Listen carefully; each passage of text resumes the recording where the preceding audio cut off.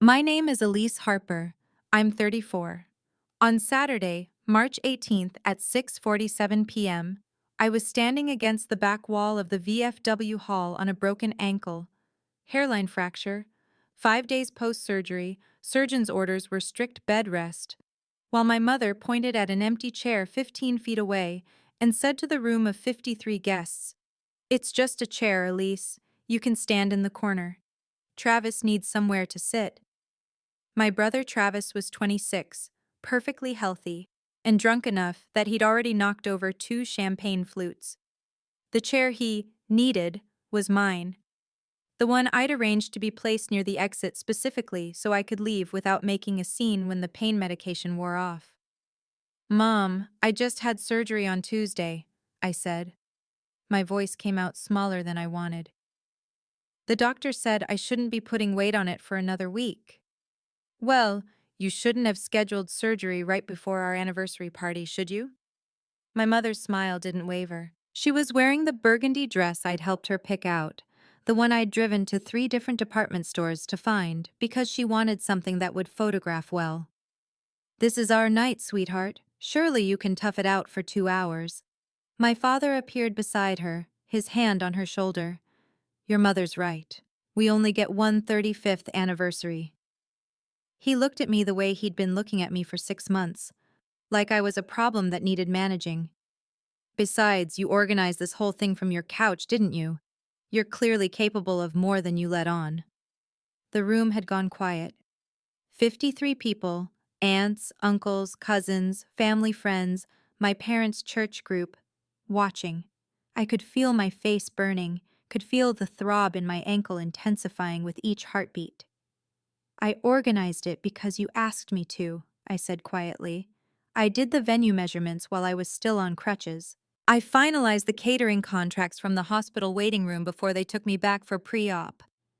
"And we appreciate that," my mother said, her voice saccharine. "Which is why we're not making a big deal out of this little mishap with Travis. He's going through a difficult time right now, and family supports family. Right, Elise?" That phrase, family supports family.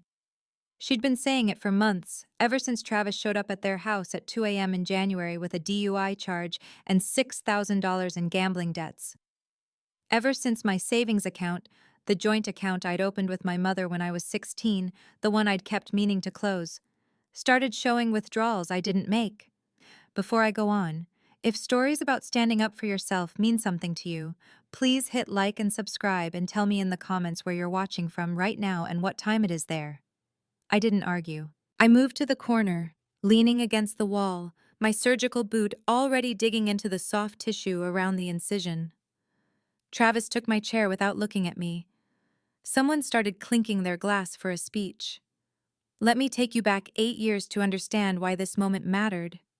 To understand why I'd spent 6 months ignoring what was right in front of me. It was July 2017, and I was 26, sitting in Aunt Donna's kitchen in the house on Mapleview Drive. She was making her famous lemon bars, the ones with the cornstarch crust that somehow stayed crispy for 3 days. Her kitchen always smelled like vanilla and cardamom. She had this habit of humming while she measured ingredients, old jazz standards she'd grown up with. "Your mother called me yesterday," Aunt Donna said, not looking up from the mixing bowl. "Said you were being difficult about the business loan." I was working 2 jobs back then, event planning by day, bartending Thursday through Saturday nights. I'd asked my parents to co-sign on a small business loan so I could start my own event planning company.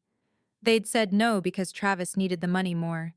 He was starting a consulting business that, 8 years later, had never consulted on anything.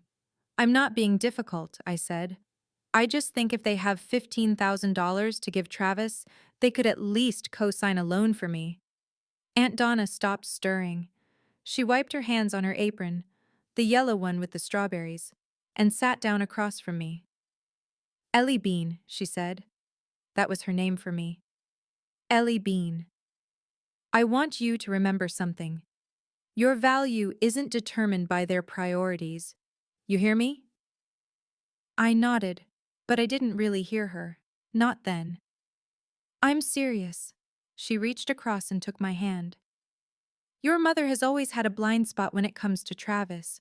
Your father enables it, but that doesn't mean you stop showing up as yourself. You keep being the person who drives 200 miles to help me plant tomatoes, the person who remembers everyone's birthday and sends actual cards in the mail, the person who organized that whole Rotary Gala fundraiser on 3 weeks' notice and raised $40,000. Anyone could have done that, I said. But you did it. She squeezed my hand. Remember this conversation, Ellie Bean. If things ever get ugly with your parents, and they might, remember that I saw you. All of you. The real you. 3 weeks ago, Aunt Donna died. Heart attack, sudden, at 72. I got the call at 6:14 a.m. from my mother who said, "Donna's gone. We need you to handle the funeral arrangements. You're good at that sort of thing." I'd stood there in my apartment, phone pressed to my ear, and thought, she didn't say she was sorry. She didn't ask if I was okay. She assigned me a task. But I did it anyway, because that's what I did. I handled things. The first betrayal came on a Thursday, February 9th, 2:30 p.m. I was in my apartment reviewing the budget for a corporate event, a pharmaceutical company's sales conference, 200 attendees, black tie optional. My phone rang. My mother. "Elise, we need to talk about your spending." I looked up from my laptop. My spending? The joint account. There have been some concerning transactions. My stomach dropped. The joint account. The one I'd been meaning to close for years but kept open because my mother insisted it was easier for family emergencies. The one that held $18,000. My savings from 3 years of 12-hour days and weekend gigs. "What transactions?" I asked. "4 withdrawals in the past 6 weeks, $18,000 total. And the most concerning part, Elise, is that they were all made during times when your father and I were both at home, which means you had to have made them." The room tilted. "I didn't make any withdrawals." "Well, they couldn't have made themselves." Her voice was sharp now. "Your father checked. The bank confirmed all 4 transactions were initiated with your account credentials." "That's impossible. I haven't touched that account since December, and that was a $50 deposit from Aunt Donna's Christmas check." "Elise." My mother's tone shifted to something worse than anger. Disappointment. "I know you've been struggling since you hurt your ankle. I know the medical bills have been piling up, but stealing from your own family— I didn't steal anything." My hands were shaking. "Mom, I swear I didn't make those withdrawals. Someone else did." "Who? Your father? Me?" She laughed, bitter. "We don't need your money, sweetheart. Travis mentioned he was worried about you. He said you'd been asking him for loans, that you'd seemed desperate." "Travis said what?" "He's concerned about you. We all are.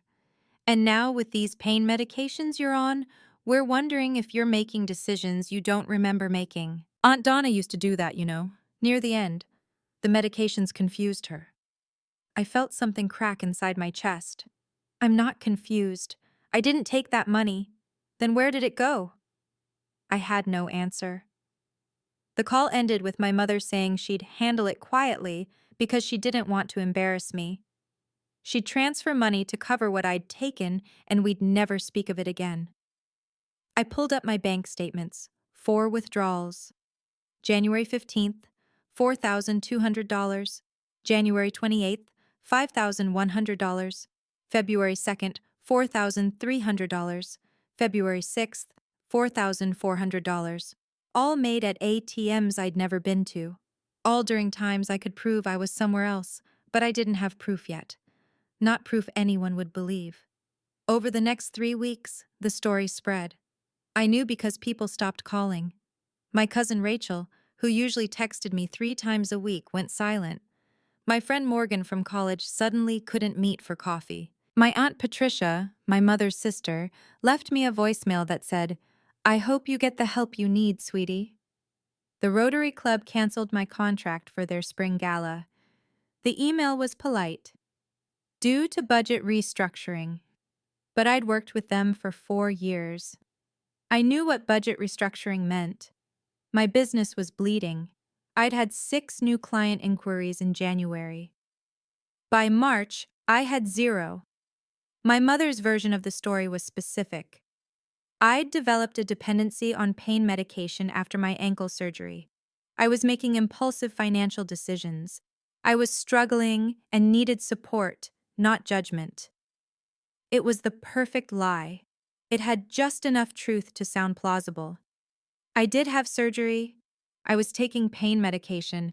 I was struggling financially because she'd taken my money. On March 11th, 7 days before the anniversary party, I got a call from Travis. "Hey, Ellie." His voice was hoarse. Hungover, probably. "Mom wanted me to check on you." "I'm fine." "You don't sound fine. Listen, I know things have been hard. If you need help—" "I need help?" I laughed. It came out wrong, shaky. "Travis, did you take money from the joint account?" Silence. Then, "What? No. Why would I—" "Because Mom said you were worried about me, because you told her I'd been asking you for loans. I never asked you for anything." "I don't know what you want me to say, Ellie." "The truth would be nice." He hung up. The surgery on my ankle happened because I'd fallen down a half flight of stairs at a venue site. I'd been measuring the space for a wedding, 252 guests, seated dinner, dance floor, and the owner had forgotten to mention the back stairwell had a loose railing. I grabbed it, it gave way, I fell. Hairline fracture, lateral malleolus, 6 weeks recovery time. The surgery was supposed to be simple. They'd pin the bone, I'd be on crutches for a month, then physical therapy for another month. I'd be back to work by May. But the medical bills were $3,800 after insurance. My rent was $1,200 a month. I had exactly $627 in my personal checking account because $18,000 had vanished from the account I'd considered my safety net. I couldn't pay for physical therapy. I couldn't afford the follow-up appointments. I'd been rationing the pain medication because the refill cost $85. And my mother knew all of this, because I'd told her. I'd called her the day after surgery and explained that I was going to be short on rent this month, that the medical bills were more than I'd expected. She'd said, "Well, maybe you should have been more careful with your money." I survived March by picking up whatever freelance work I could do from my couch. I planned a baby shower for a friend of a friend. I designed a timeline for a small backyard wedding. I made $900 total. On March 14th, my mother appeared at my apartment without calling first. I was sitting on the couch, laptop open, halfway through finalizing the seating chart for her anniversary party. I'd color-coded it by family dynamics. Who couldn't sit near who needed to be near the bathroom, who would monopolize conversation if placed next to the quiet guests. She walked in. I'd given her a key years ago for emergencies, and stood in my living room looking around like she was cataloging evidence. "This place is a mess," she said. There were 2 coffee cups on the side table and a stack of file folders on the floor. That was it. "I've been working," I said. "Where's Travis's gift?" She walked further in, picking up a folder, setting it down. "For the party. You said you'd handle it." "It's in the closet. The whiskey decanter set you picked out. I wrapped it yesterday." "Good." She sat down on the chair across from me. "Ellie, your father and I are concerned." "About what?" "About you. About your judgment." She folded her hands in her lap. "We think you need help, professional help, for the medication issue." "I don't have a medication issue." "Denial is part of the problem, sweetheart." Her voice was gentle, which somehow made it worse. "We've talked to Pastor Mike. He recommended a therapist who specializes in addiction recovery. We'd be happy to pay for the sessions. We just need you to admit there's a problem." I stared at her. "You took $18,000 from our account. You gave it to Travis, and now you're trying to convince me I'm the problem." She blinked. Once, twice, then, "Elise, I'm trying to help you." "By lying to everyone we know?" "I haven't lied to anyone." She stood up. "I've told people you're going through a difficult time. That's not a lie. Look at you, you can barely walk. You're living off freelance work. You're isolated. These are symptoms, honey. We're just trying to get you to see that. Get out. Excuse me? Get out of my apartment. Now. She looked at me for a long moment. Then she walked to the door, paused, turned back. You're making this harder than it needs to be. All we want is for you to acknowledge what's happening so we can help you move forward. Family supports family, Elise, but you have to meet us halfway. Then she left. I sat there on my couch for 27 minutes without moving. Then I opened my laptop and finished the seating chart for their anniversary party. Because that's what I did. I handled things. The party was a Saturday, March 18th. I'd arranged everything: the VFW hall, which had availability and was in their budget, the navy and silver decorations, the dinner menu, herb-crusted chicken, roasted vegetables, twice-baked potatoes, the cake from Stella's Bakery on 14th Street, the playlist that mixed their favorite Motown with contemporary easy listening. I'd worked on this party from my couch for 6 weeks. I'd done walkthroughs on crutches. I'd negotiated with vendors over the phone while sitting in the hospital waiting room before my surgery. And now I was standing in the corner, ankle throbbing, while my brother sat in my chair and my parents accepted congratulations from 53 guests who believed I was a struggling addict who'd stolen from my own family. My father gave a speech. He thanked everyone for coming. He thanked my mother for 35 years of marriage. He thanked Travis for being a rock during difficult times. He didn't mention me. My mother gave a speech. She talked about family, about loyalty, about how important it was to support each other through challenges. She looked directly at me when she said challenges. Then Travis stood up, swaying slightly, and said, "I want to say something about my sister." My stomach clenched. "Elise has always been the responsible one," he said. "The one who does everything right, plans everything perfectly. But sometimes," he paused for effect, "sometimes doing everything right means you forget to take care of yourself. And we've seen that lately. She's been struggling, but we love her anyway." The room murmured approval. Someone said, "That's beautiful, Travis." I wanted to scream. I wanted to walk out.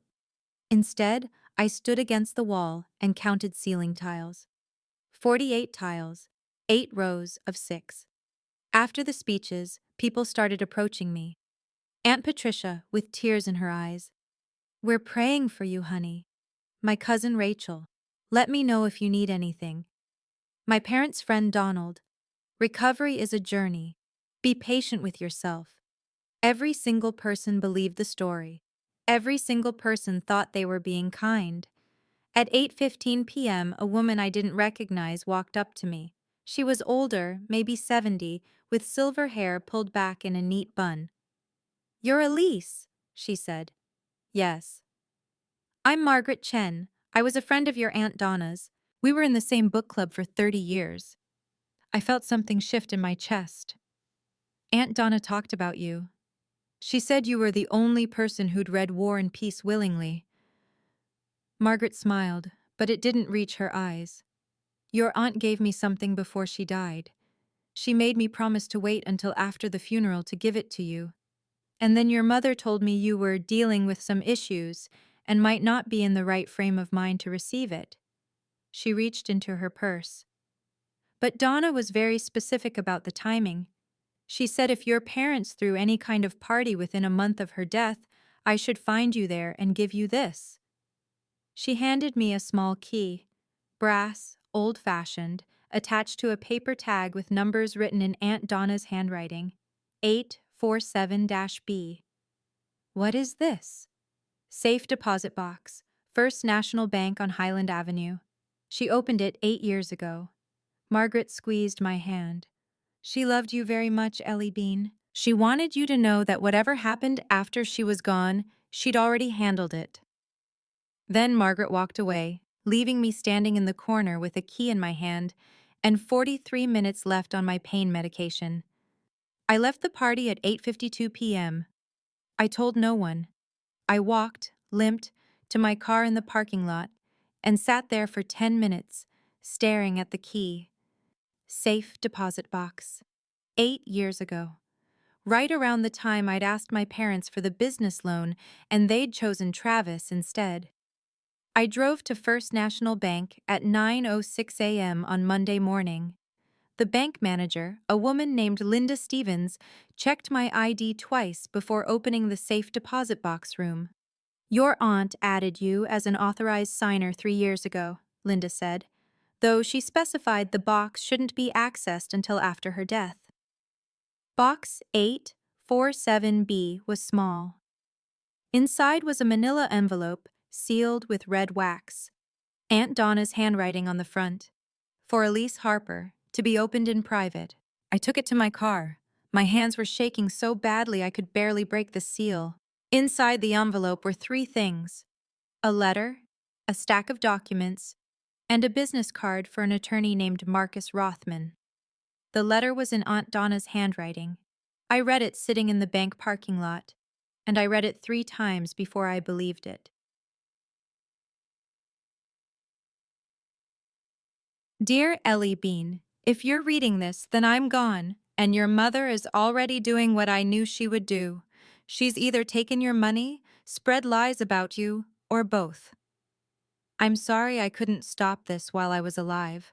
I tried, but Vivian doesn't hear reason. She only hears documentation. Do you remember that day in my kitchen 8 years ago? When I told you your value isn't determined by their priorities? I meant it. I also knew that one day you'd need more than words. You'd need proof. The original joint account agreement is with Marcus Rothman. I've included his card. His office is at 1847 Northwest Professional Plaza, Suite 300. The copy I've left you shows that your mother added Travis as an authorized user on your account in 2021 without your knowledge or signature. The bank has the security footage from January and February showing Travis making the withdrawals. I paid for it. I paid for all of it. Inside this envelope, the account agreement showing unauthorized access, bank statements from January to February 2025 with timestamps, security footage stills showing Travis at the ATM, the deed to the condo at 2847 Riverside Way. Yes, the condo. The one your parents bought for $87,000 in 2023 and rent out for $1,200 a month. The one they told you they couldn't afford, so they couldn't help with your medical bills. I bought that condo, Ellie Bean. I put it in your name. I just had your parents manage it until you were ready to know. They kept the rent. All of it. $28,000 over 2 years. Marcus has the original deed and the rental agreements. Your parents forged your signature on the rental contracts. They pocketed every payment. Travis knew. He's been living off that money for 2 years. Don't show this to anyone yet. Not Rachel, not Morgan. Wait until the right time. Marcus will know what to do. You are not struggling. You are not confused. You are not an addict. You are exactly who I always knew you were. Someone who shows up, who keeps promises, who remembers birthdays and drives 200 miles to plant tomatoes. Family should support family. But Ellie Bean, that goes both ways. All my love, Aunt Donna. Remember, Ellie Bean, I saw you, all of you. I sat in that parking lot for 47 minutes. I cried once for maybe 3 minutes. Then I stopped. Then I called Marcus Rothman. He picked up on the second ring. Rothman and Associates. My name is Elise Harper. I think you're expecting my call. Ms. Harper. His voice was kind. I've been expecting your call for 3 weeks. I'm very sorry for your loss. Donna was an extraordinary woman. She gave me a letter and documents. Good. Can you come to my office this afternoon? Say 2 p.m.? Yes. Bring the envelope. Bring everything. And Ms. Harper, don't tell your parents. Not yet. At 2 p.m., I sat in Marcus Rothman's office, a corner suite with floor-to-ceiling windows overlooking downtown. He was 60-something, with wire-rimmed glasses and a calm demeanor that made me feel like I could breathe for the first time in weeks. He spread the documents across his desk. Your aunt came to me 8 years ago with a very specific request. She said, "My niece is going to need protection from my sister, and she won't know she needs it until it's too late." She was right. Why didn't she tell me? She wanted to. But she knew if you confronted your parents before you had legal standing, they'd find a way to destroy the evidence or shift the narrative. She wanted you to have irrefutable proof at the exact moment you needed it. He showed me everything. The original condo deed, with my name as sole owner. The rental agreements my parents had signed using a forged version of my signature. A signature expert had already authenticated that it was fake. The bank statements, showing every withdrawal Travis had made. The security footage Aunt Donna had purchased that showed Travis at the ATM, counting cash, looking over his shoulder. "Your aunt paid for a forensic accountant," Marcus said. She tracked where the money went. Travis's DUI legal fees, his gambling debts to 3 different online casinos, a pawnshop loan, a down payment on a used car he totaled 6 weeks later. Your mother knew about all of it. She authorized the transfers. Why? My voice cracked. Why would she do this? Marcus leaned back in his chair. I've practiced family law for 32 years.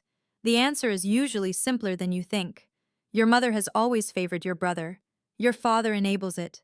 And you, forgive me for being blunt, you made it easy. You kept showing up. You kept helping. You never demanded anything in return. So it's my fault.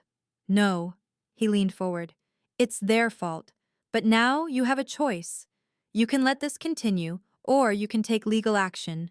Your aunt set up everything you need. The condo is yours. The rent they collected is yours. The $18,000 from your savings account is documented theft. You can file a civil lawsuit. You can press criminal charges if you want. Or, he paused. You can do what your aunt suggested. What did she suggest? Wait for the right moment. Confront them publicly with evidence they can't deny. Let them destroy themselves. He slid a paper across the desk.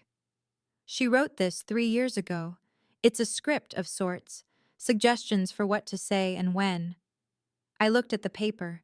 Aunt Donna's handwriting, methodical and clear. A battle plan. When? I asked. That's up to you. But if I were you, I'd wait until they're at their most confident, when they think they've won.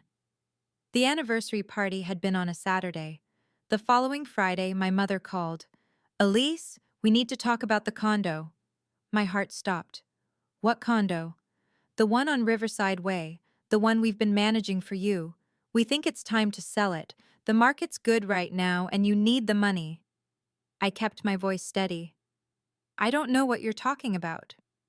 Don't play games, honey. Aunt Donna put that property in your name before she died.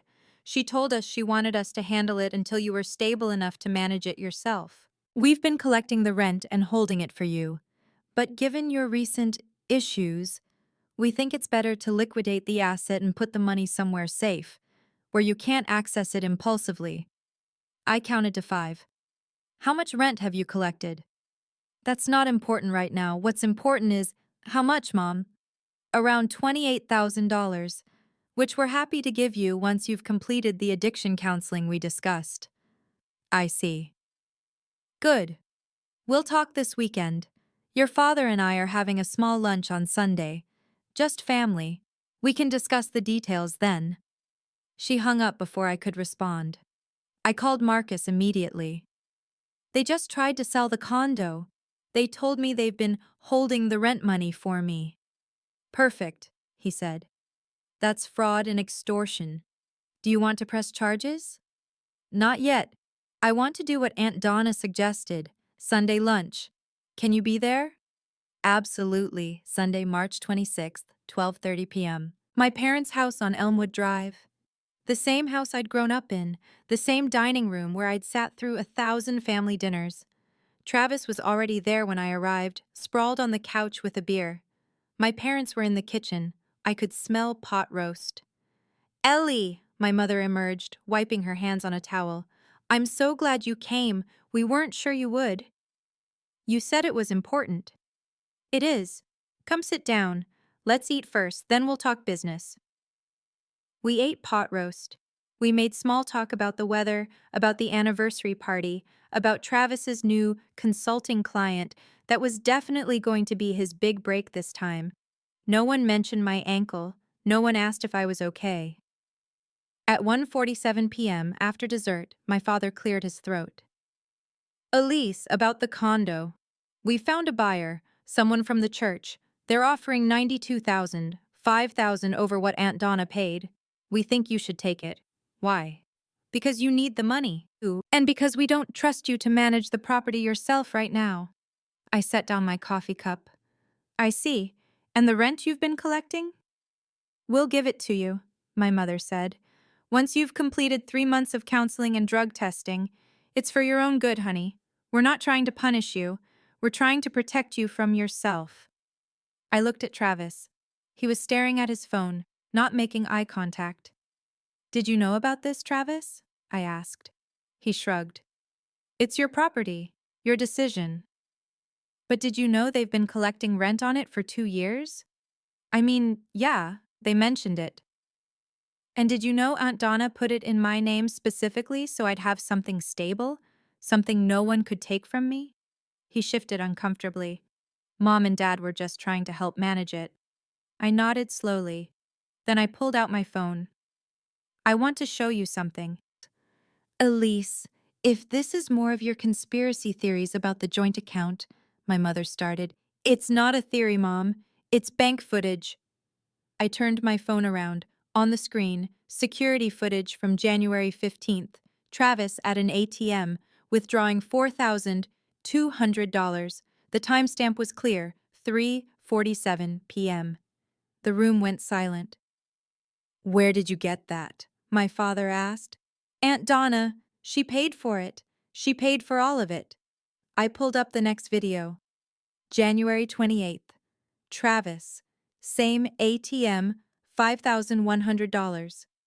She knew exactly what you were doing. She documented everything. My mother's face went white. Ellie, let me explain. You told everyone I stole my own money. You told them I was an addict. You spread that lie to my clients, my friends, my family. You cost me my business. We were trying to protect Travis, my father said quietly. From what? He was going to be arrested. The DUI, the gambling debts, he owed dangerous people. We needed to pay them off quickly, and you had money sitting in that account doing nothing. So you stole it and then blamed me. We didn't steal it, my mother said. We borrowed it. We were going to pay you back. When? After you sold my condo and kept that money too? I stood up. I know about the rental agreements, the forged signatures, the $28,000 you pocketed. I have all of it. Legal documents, expert testimony, everything. Travis stood up. Ellie, come on. We're family. You're really going to make this a legal thing? You made it a legal thing when you committed fraud. My mother started crying. How can you do this to us after everything we've done for you? What have you done for me, Mom? I kept my voice level. You took my money. You ruined my reputation. You tried to sell property that wasn't yours. You forced me to stand on a broken ankle at your party because Travis needed a chair. What exactly have you done for me? The doorbell rang. My father looked at me. Who's that? My attorney, Marcus Rothman. He has all the original documents. He also has a civil lawsuit ready to file if we can't come to an agreement today. Marcus entered with a briefcase and calm professional authority. He spread documents across the dining room table, account agreements, security footage stills, the condo deed, rental contracts with circled signatures. Mr. and Mrs. Harper, Marcus said, you have 3 options. 1. Return the $18,000 to Elise within 14 days, relinquish all claim to the condo property and its rental income, and sign a statement acknowledging your actions. 2. Face a civil lawsuit for fraud, theft, and defamation. 3. Elise can press criminal charges for identity theft and financial exploitation. My mother was sobbing now. We didn't mean to hurt you. But you did, I said. You destroyed my reputation to save Travis. You lied to everyone who cared about me, and you did it all while pretending to be concerned about my well-being. My father looked at the documents, then at me. If we pay you back, will you drop this? If you pay me back, sign a legal agreement, and publicly retract every lie you told about me, then yes, I won't pursue legal action. Publicly? My mother looked horrified. You want us to tell everyone we lied? Yes. Travis slammed his beer down. This is bullshit, Ellie. We're your family. Family supports family. I looked at him, really looked at him, at his bloodshot eyes, his defensive posture, his complete inability to take responsibility for anything. You're right, Travis. Family should support family. But that goes both ways. I turned to my parents. You have 48 hours to decide. After that, Marcus files the lawsuit. Then I walked out. I didn't slam the door. I didn't cry. I just left. 3 days later, my parents transferred $18,000 to my personal account. They signed a legal agreement relinquishing all claim to the condo. They sent a message to their church group, their book club, and 17 family members explaining that they had misunderstood the situation regarding my finances and that I was not struggling with any addiction issues. It wasn't a full apology, but it was public acknowledgement, and it was enough. Travis never apologized. He moved out of my parents' house 2 weeks later.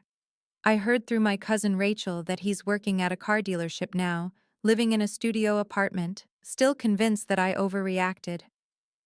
My parents and I don't talk anymore. Not because I cut them off, but because they can't look at me without feeling ashamed. And I've realized I don't need their approval anymore.